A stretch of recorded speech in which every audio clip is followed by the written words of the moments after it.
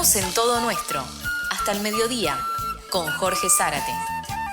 Radio Universidad 89.1.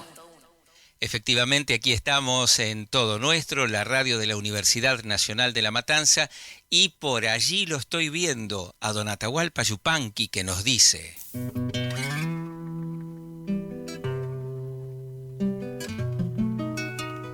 A mí no me pregunten qué traigo de nuevo. A un folclorista que recopila y estudia e investiga y ama y acerencia tradiciones, hay que preguntarle qué trae de viejo, porque por ahí va el rumbo, y no nos perdemos.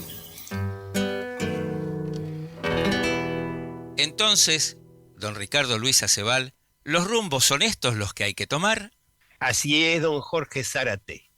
Y hoy vamos a alterar un plan propuesto hace 15 días, don Zárate, porque sí. en estos encuentros que tenemos cada 2 semanas, empezamos el domingo 27 de julio a recordar la obra del poeta tucumano Néstor Poli Soria. Correcto. Y habíamos anunciado para hoy el segundo programa sobre Poli Soria. Pero hay cambios. Sí, como empecé diciendo, hoy alteraremos el plan. Y será así porque estamos viviendo agosto, que es el mes de nuestra Pachamama, y sobre todo el mes de nuestro libertador, don José de San Martín. Correcto. Y por lo tanto, hoy nuestro encuentro nos va a hacer sentir la presencia de nuestro padre de la patria, ¿no?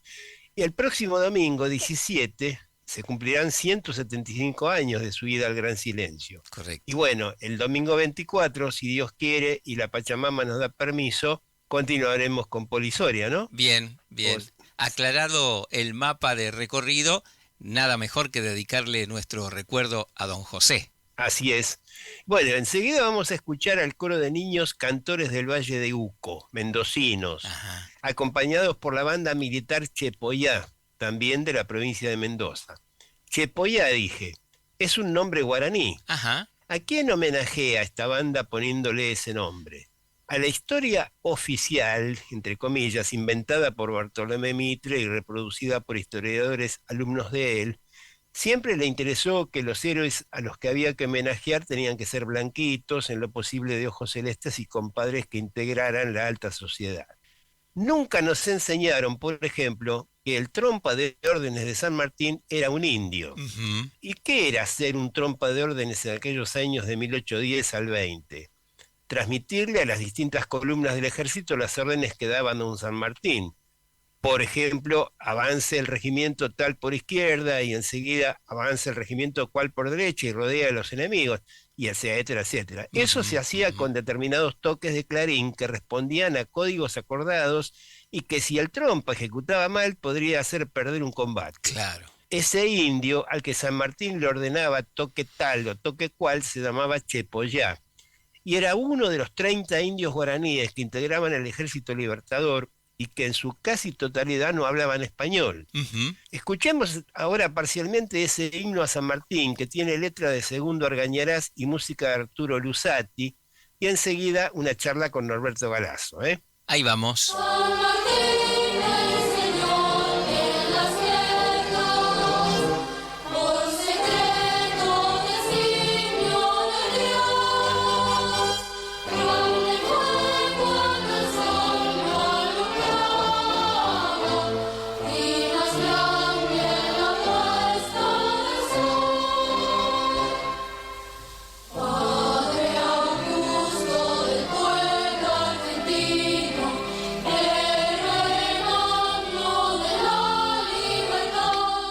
Padre Augusto del pueblo argentino, héroe magno de la libertad. Nosotros en la escuela cantábamos esto de memoria con, nos lo habían enseñado nuestros maestros, nuestra profesora de música. Se cantaba el himno a San Martín en todos los actos por él. Hoy creo que prácticamente es inexistente este himno en las escuelas. Qué cosa tremenda, cómo perdemos un montón de valores y lo peor a cambio de nada, ¿no es cierto, Norberto Galazo? ¿Qué tal? ¿Qué contás? Sí. Bien.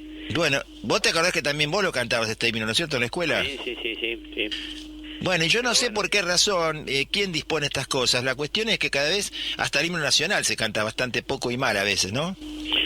Sí, se conjuga con toda una política dirigida a que no reconozcamos nuestra identidad argentina y Entonces, bueno, se trata de eso. Bueno, dice Norberto Galazo en Seamos libres y lo demás no importa nada, Vida de San Martín, en la página 55. El 9 de marzo de 1812, según algunos, el 6 o el 7, arriba a Buenos Aires, la fragata inglesa George Canning, trayendo a un grupo de oficiales. San Martín también era español en gran medida. Sí, sí. De los 6 años a los 33, 27 años de vida en España, y que no podía ser que viniera a pelear contra los españoles. Venía a proseguir una lucha por la soberanía popular. Uh-huh.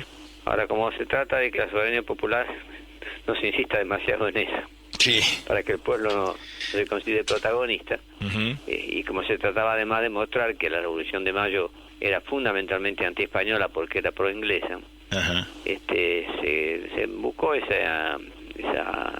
relato que es una fábula, ¿no es cierto?, que no resiste hoy, porque además había españoles en la primera junta, como Mateo y Larrea, por ejemplo, había españoles en el segundo triunvirato, como Álvarez Jonte, por ejemplo. Claro. Había españoles que hicieron la campaña de la sierra en el Perú, como Arenales, por ejemplo. Bueno, para explicarle, para que entiendan las personas, aquellas que por ahí no han recibido otra versión que la del escolar que han tenido de chicos, digamos que existía una situación en España que el rey Fernando VII estaba cautivo de los franceses y entonces se suponía que cuando él volviera al poder iba a encabezar una especie de monarquía constitucional, algo que se parece a eso, ¿no? Es decir, una monarquía donde el rey reina pero no gobierna, como es ahora, Claro. y que entonces, por eso la revolución del 2 de mayo de 1808 en España, y que San Martín y todas estas personas que venían con él en el barco a Buenos Aires, estaban identificados con esa postura política, es decir, crear una fuerza diferente, si bien no republicana, porque ¿qué era la república en ese momento? Era algo por ahí difícil de entender, ¿no es cierto, Norberto? Claro, eran fundamentalmente juntistas, ¿no? Es decir, consideraban que la Junta debían expresar al pueblo, y por eso la Junta Central de Sevilla, la Junta de Cádiz, ¿no? Y la primera Junta nuestra, que nosotros nos creímos siempre que habíamos inventado la primera Junta. Hay juntas en toda Hispanoamérica y hay juntas en toda España.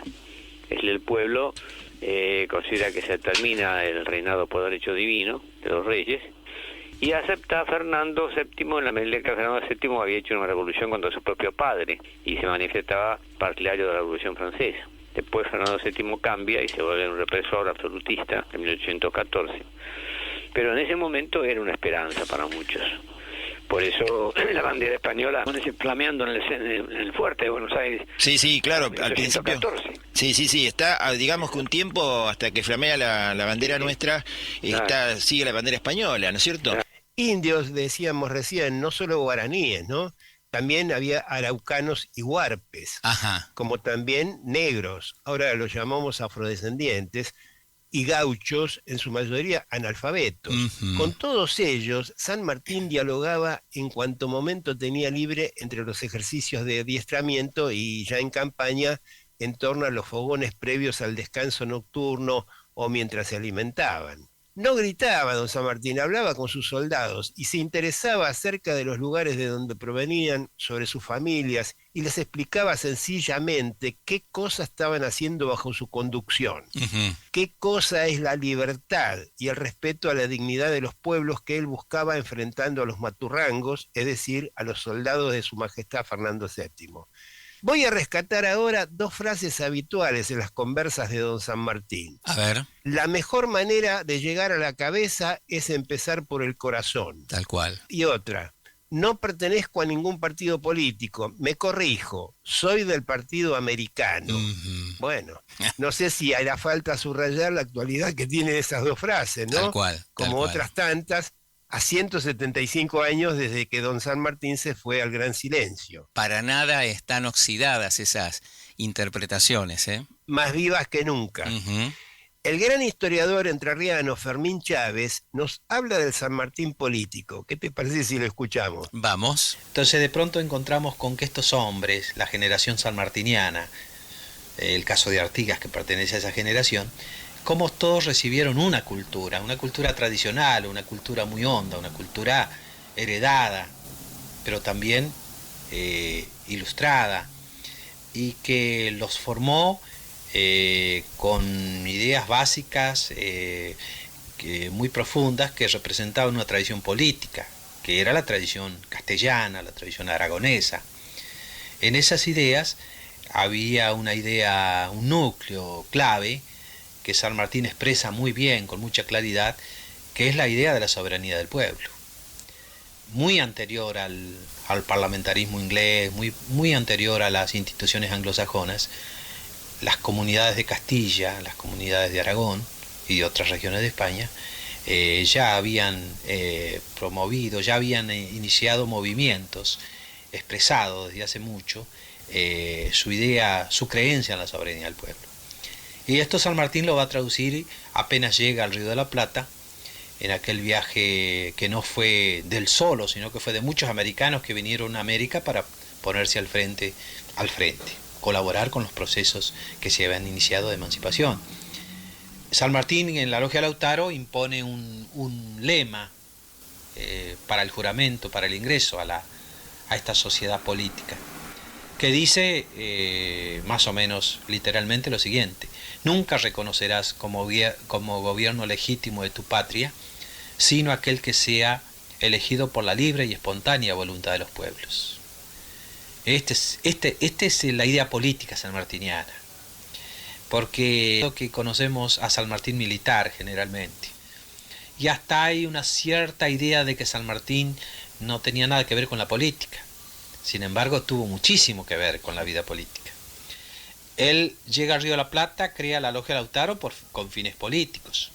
Y el primer acto político de San Martín será salir con sus granaderos, junto con Ortiz de Ocampo, llegar a la Plaza de Mayo y precisamente expulsar en nombre del pueblo que ha hecho el petitorio a quienes no querían reconocer el principio del pueblo soberano, en aquel movimiento del 8 de octubre de 1812.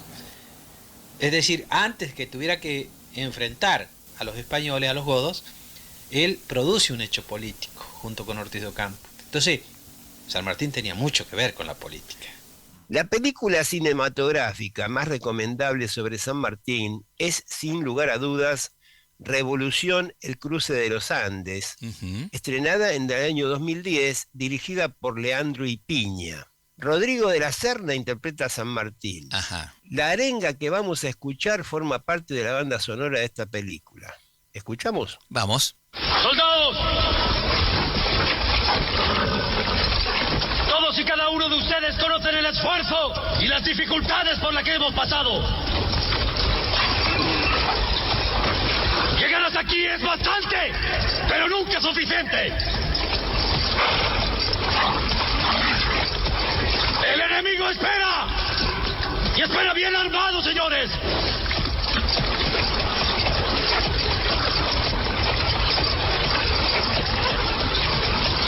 Con la esperanza de la América.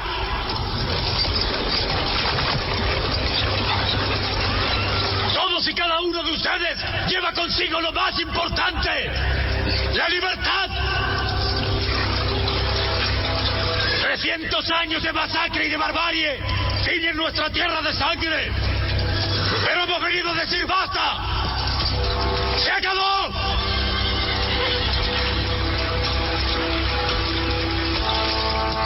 Soldados, se me llena el corazón al ver tantos guerreros dispuestos.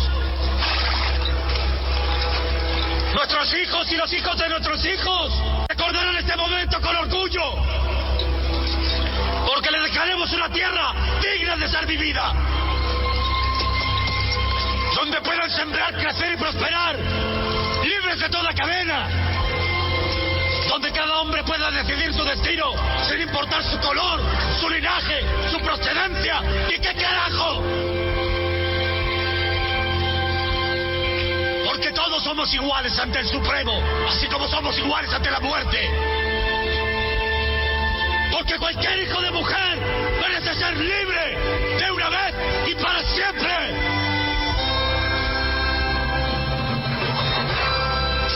¡Seamos libres! ¡Que lo demás no importa nada! ¡Viva la patria! ¡Viva! ¡Viva la patria! ¡Viva! ¡Viva la patria! Jorge, Sargento de Ayacucho Sí. es una cueca de Julio Quintanilla e Hilario Cuadros. Ajá. Te invito a que escuchemos la cueca, pero no te voy a decir que la canta. Después todo el mundo se va a dar cuenta. ¿Escuchamos? Vamos. Con la frente que roturan las gloriosas cicatrices que marcaron el sendero desde Maipo hasta Junín, lentamente descendieron las montañas mendocinas, los heroicos granaderos de José de San Martín. Un sargento de la patria se llevó una hermosa criolla y cuadrándose a su frente una rosa le entregó. Es la flor de las batallas, del rosal de las victorias, que el coraje de mi raza para un mundo conquistó. Al volver al viejo pago, consagrados por la gloria, un sargento de la patria orientó su flete gaucho hacia el rancho de su amada.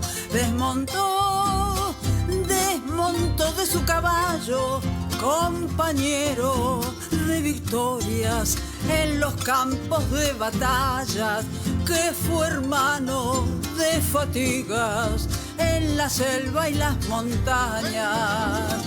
Esta rosa te traigo desde las tierras peruanas, de los campos de Ayacucho, pa' tus trenzas destinadas. Así decía un sargento a su cuyana. ¿En serio hay que arriesgar quién cantaba la cueca, Ricardo? Mirá, yo creo que no, porque está muy claro, ¿no? La cantora que escuchamos es nuestra Gardel Compollera. Tal cual, doña Nelly Omar, claro. Sí. Y te invito ahora a que compartamos sus manifestaciones de admiración por don San Martín, porque esto es algo que una vez yo estaba haciendo un programa de radio sobre San Martín y ella me llamó como una oyente cualquiera, me pidió permiso y disculpas por ocupar parte del programa, y entre otras cosas dijo lo que vamos a escuchar. ¿Qué te parece? Sí, de pronto una niña que se nos fue cuando tenía sus 102 años, ¿no? Exactamente, en esa ocasión tenía 98, 99. Exacto, ahora no tengo preciso, pero estaba ahí nomás. Vamos allá. Me gustaría mucho que muchos funcionarios me escucharan esto que voy a decir, que son palabras de San Martín. A la causa de América se pueden sacrificar vidas e intereses, pero no el honor.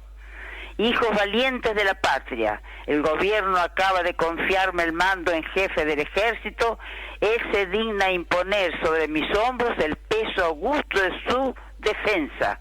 Soldados, yo admiro vuestros esfuerzos y quiero acompañaros en vuestros trabajos para tomar parte en vuestras glorias.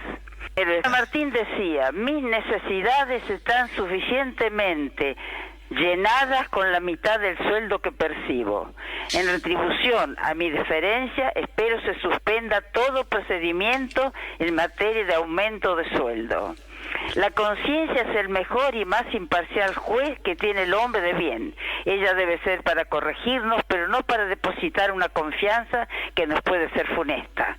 Los soldados de la patria dan mucho más valor a la victoria, por las injusticias que ella hace reparar, que por la gloria que aunque los cubre. Acordaos que nuestro gran deber es consolidar a América y que no venís a hacer conquistas, sino a liberar pueblos.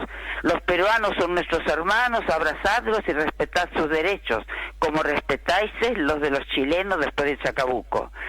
El fuego de la anarquía es el peor de los azotes con que el destino aflige a los mortales. El 28 de mayo de 1880, al depositarse los restos del padre de la patria en Buenos Aires, conforme lo había pedido en su testamento, hizo uso de la palabra Belisario Roldán, que entre otros conceptos dijo: el general San Martín no derramó la sangre de sus compatriotas y solo desnudó la espada contra los enemigos de la independencia sudamericana. Magnífico homenaje este que has traído a todo nuestro, Ricardo. Bellísimo. Bueno, yo creo que si nos ponemos a hablar o escuchar cosas de San Martín, tenemos como para 15 programas más o menos, ¿no? Tarea bastante difícil es suponer cómo armás los contenidos por lo que uno tiene que dejar afuera, ¿no? Claro, lo que pasa es que ya de por sí el libro de Galasso, Seamos libres, lo demás no importa nada, de Historia de San Martín, que fue uno de los que yo utilicé más que ninguno, ese ya es un librazo, no solamente por la calidad, sino también por la cantidad de páginas, el tamaño que tiene, ¿no? Sí. Pero lógico, una historia como la de San Martín requiere un espacio grande. Así que lo que quería yo, lo que quise, pues, intenté, es hacer una semblanza que no sea la repetición de ese sonsonete que yo tuve que soportar, lo mismo que te habrá pasado a vos en la escuela primaria, secundaria, y aún en la universidad, que todavía siguen repitiendo esas cosas de San Martín que no tienen nada que ver, ¿no? El agente inglés, que si está en la duda con respecto a su mamá, que aparentemente hay algunos indicios de que fue Rosa Guarú, Sí. que por eso son los rasgos que él tiene, que tenía de mucho de aquí de América, muy de aborigen, ¿no? Porque no era ni rubio, ni era los ojos negros, el pelo negro, y la estructura incluso del cuerpo se parece una mezcla entre europeo y americano. Un poco el mestizo que somos todos los argentinos, ¿no? Sí, sí. Las argentinas y los argentinos. Así que bueno, este fue un placer más de que te debo agradecer, porque es alguien que yo realmente amo, y creo que somos millones en la Argentina que lo amamos a San Martín, así que fue un gustazo. Y para nosotros también un gusto, porque es un atuendo de lujo el que nos traéis para vestir el programa, así que por eso abrazo grandote y nos encontramos en 2 semanitas de nuevo. Si Dios quiere y la Pachamama da permiso, nos encontraremos, sí señor. Abrazo grande. Chao. Todo nuestro. Un punto intermedio entre lo trivial y lo profundo. Todo nuestro.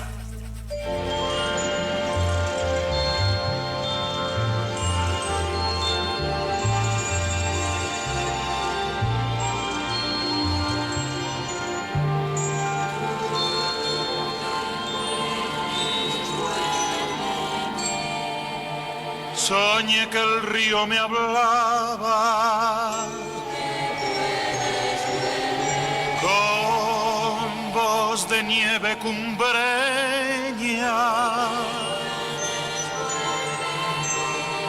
y triste me recordaba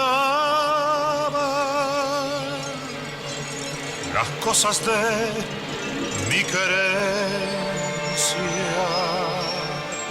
Tú que puedes, vuélvete, me dijo el río llorando. Los cerros que tanto quieres, me dijo, allí te están esperando.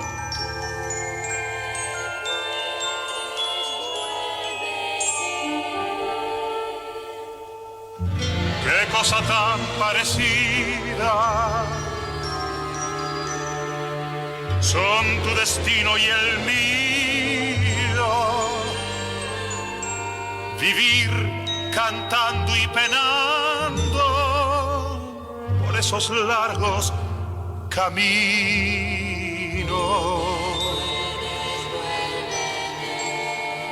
Qué cosa triste es el río. ¿Quién pudiera ser laguna? Oír el silbo en el junco cuando lo besa la luna. Tú que puedes, vuélvete, me dijo el río llorando. Los cerros que tanto quieres, me dijo, allí te están esperando. Los cerros que tanto quieres, me dijo, allí te están esperando. Tú que puedes, vuélvete.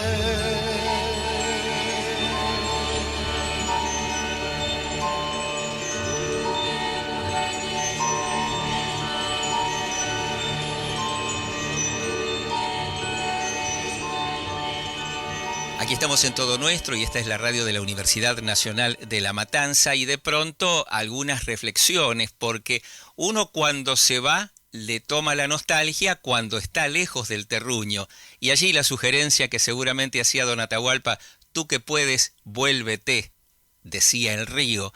Y a propósito de río, vamos a hablar con alguien que se ha ocupado de los ríos de estas tierras, o mejor, ver esta tierra de ríos. Y él es Pedro Patzer, que ha escrito a propósito de esta temática, y es que nos queremos meter un poco en esa filosofía, en esa mirada que hace de los ríos, de pronto como recopiladores de historias, de pronto como testimoniadores de viejas razas. Muy bienvenido a Todo Nuestro, Pedro, ¿cómo van las cosas? Hola, ¿qué tal? Gracias. Es un honor volver a este lugar donde se custodian nuestros pájaros, nuestras canciones, nuestros puentes, todos nuestros misterios. Qué lindo que se llame Todo Nuestro. Qué necesario es pensar en eso y llevar cuántos años haciendo un programa de Llame Todo Nuestro. Es un honor ser parte y volver a este programa. Gracias. Muchas gracias. Que por cierto, nos habías visitado, estabas sacando cuentas antes de entrar al aire, en esta posibilidad de decir cuánto tiempo hace que estuviste por aquí, por la universidad,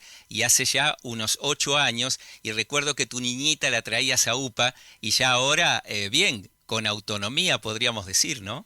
Sí, gracias a Dios la vida, viste, como el otro día pensaba que cada tanto hay que volver a enseñarle a caminar a la esperanza, ¿viste? Tal cual. Y bueno, ella es la esperanza que camina para mí, ¿viste? Todo lo que me ha enseñado ser padre, cómo me ubicó, ¿no? Y de pronto uno toma allí conciencia de que uno es viajero del tiempo, ¿no es cierto? De pronto uno tiene la estación de llegada más cercana que lo que uno asume que nuestra descendencia la tiene, que se proyecta casi ya tocando el horizonte, ¿no? Claro, viste, es verdad lo que decís, ¿no? Uno empieza a tener la edad de las cosas que ama, ¿no? O a querer tener la edad de las cosas que ama, la edad de mi hija, la edad de...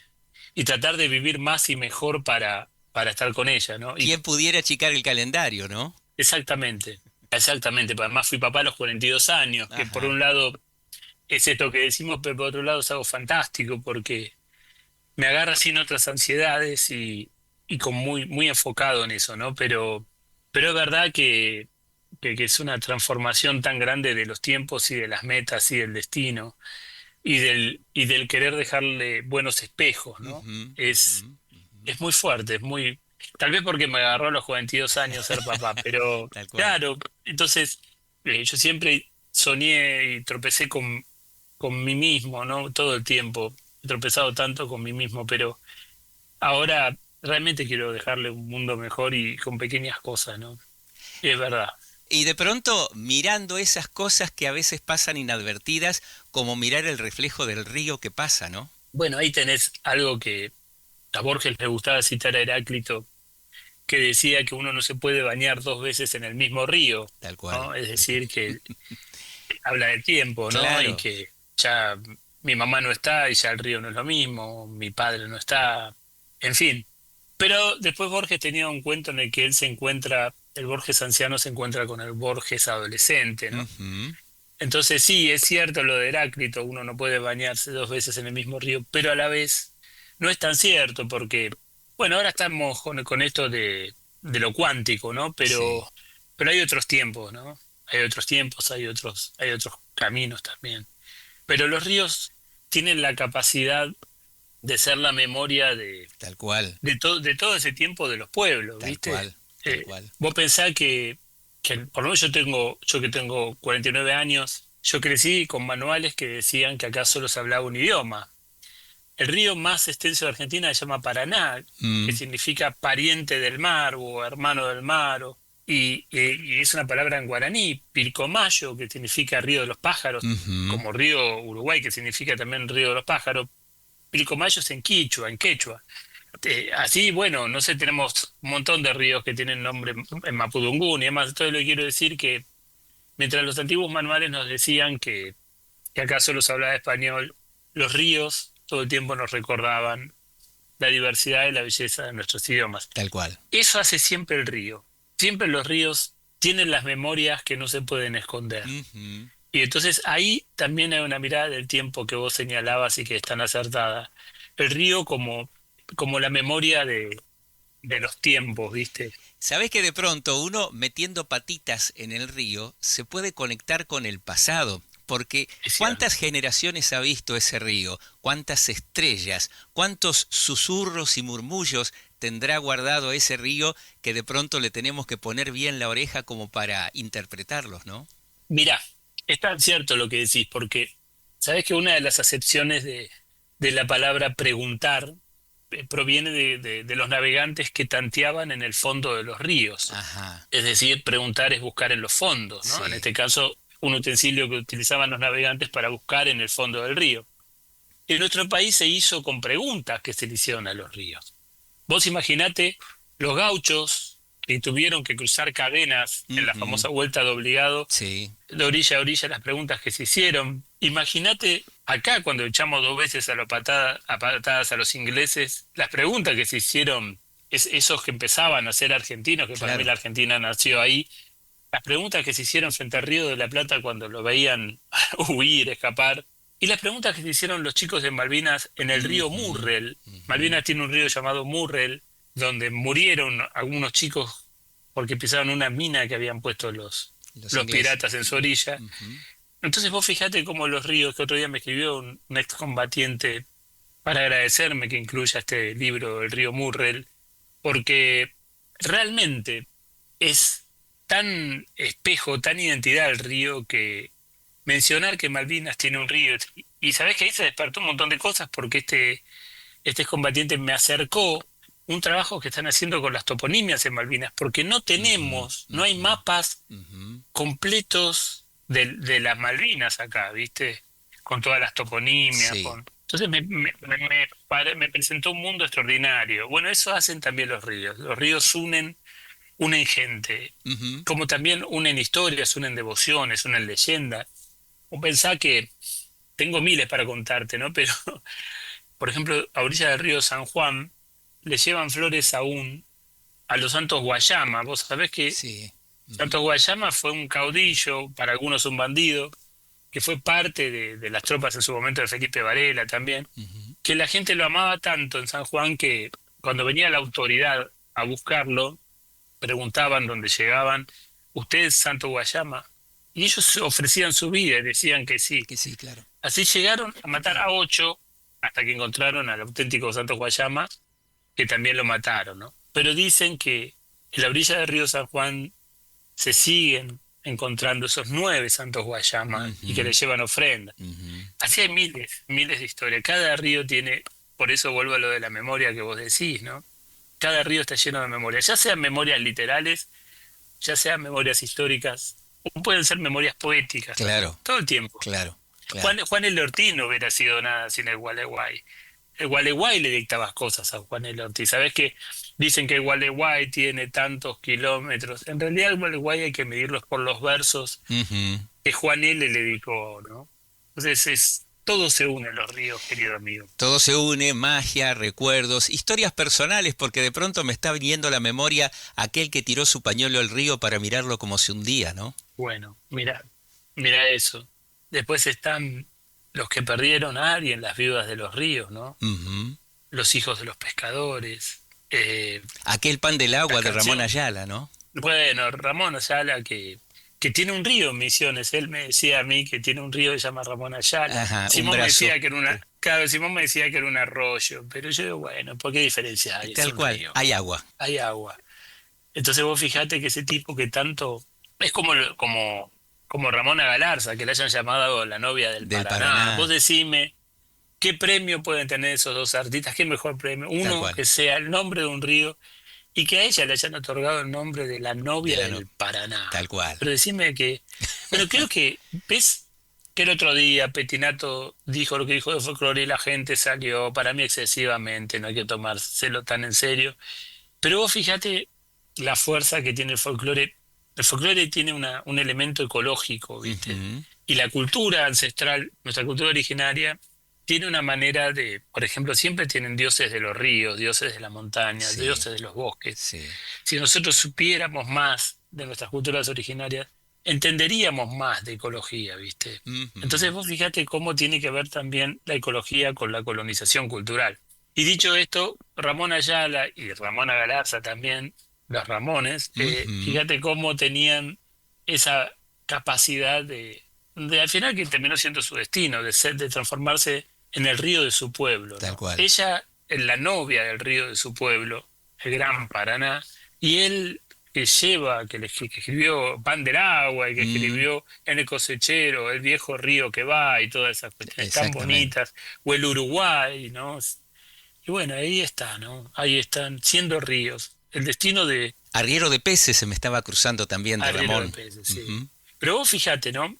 Cómo, ya que lo mencionás a Ramón, cómo Ramón nos enseñó como una especie de atlas humano. El cachapecero, el arriero de peces, el pan del agua, el jangadero, me olvido, el de los yerbales. Las canciones de artes y oficios, podríamos decir. Exactamente. Entonces, una guitarra de 10 cuerdas, que podrían ser 10 ríos tranquilamente. ¿Cómo no? ¿Cómo no? Y ese misterio. Bueno, él fue un tipo que entendió los ríos. Y Oscar Wilde decía algo muy lindo que decía que la daba vuelta y decía que la naturaleza imita al arte. Ajá. Y yo creo que hay un momento donde el Uruguay, el Iguazú, el Paraná, el Paraguay, ¿no? El Pilcomayo, imitan a Ramón Ayala. ¿Y cómo no? Ya lo imitan a él, ¿no? Ya tratan de aprender a cantar como él. Se da vuelta, ¿viste?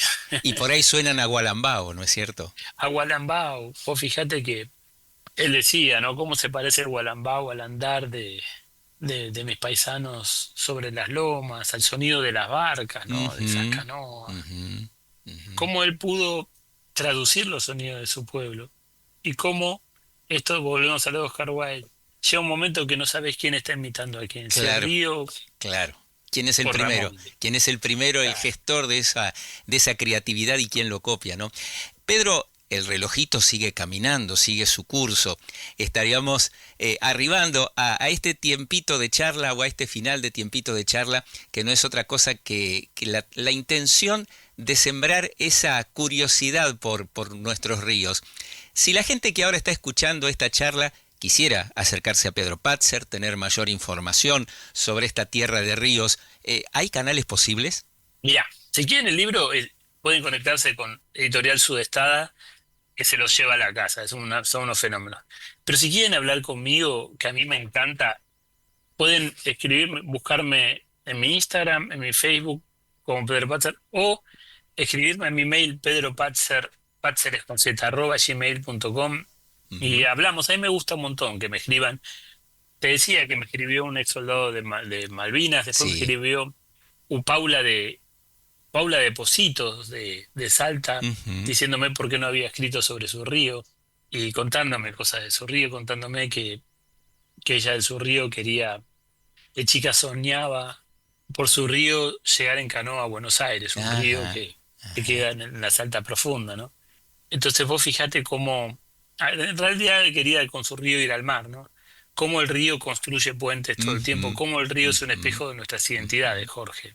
Efectivamente, y lo estoy mirando desde los 4 extremos, porque de orilla a orilla y de pronto de naciente a la deriva del río, ¿no es cierto?